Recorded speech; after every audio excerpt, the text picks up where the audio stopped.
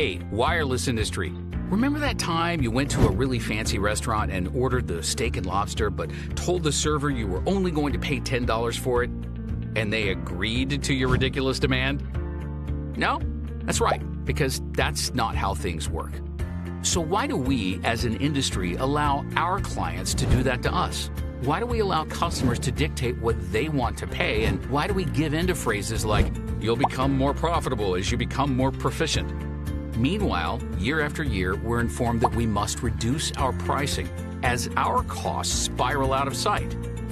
You can't get a high-quality surf and turf meal for $10, and you can't get quality wireless broadband for cheap either. Construction and deployment services performed in a safe manner by a talented workforce costs money.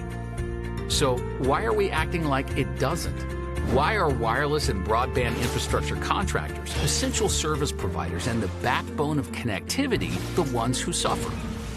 What if, starting now, contractors said, no, you can't have first-class wireless and broadband installation services and networks for that price. And no, that guy won't do it for less either, because we are in this together to protect the integrity, professionalism, and safety of this industry. Between rock-bottom, take-it-or-leave-it matrix pricing and downward pressure by the wireless service providers on all our services, everything is compromised. Safety is compromised. Quality is compromised. The network is compromised. So what is the real cost of letting wireless carrier and infrastructure customers decide our value? And what is the true cost of not being a collaborative voice to preserve and protect our industry? Failure. When we give in to matrix pricing, we are no longer sustainable. Sustainability happens when we have safety and quality, which can only happen when contractors are profitable. When we agree to rock-bottom prices, we are allowing all those things to erode. Wait, what was that?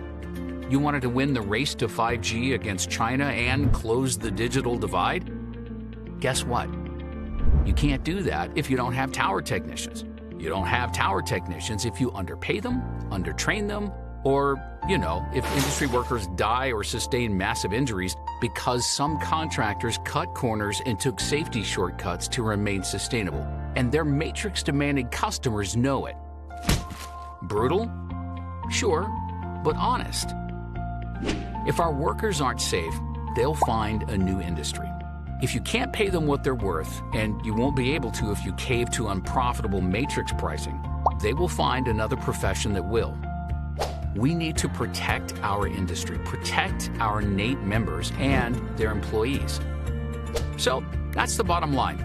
If we all come together and push back on these pricing pressures, if we band together and demonstrate through documentation that this is what it costs to do business, and it is impossible to do it for less, customers should finally appreciate the problems they're causing.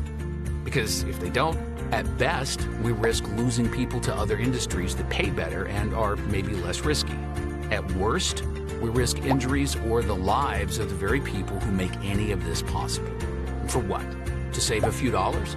If we lose them, we lose everything. The ability to make calls, connections, even the race to 5G. We aren't budging anymore.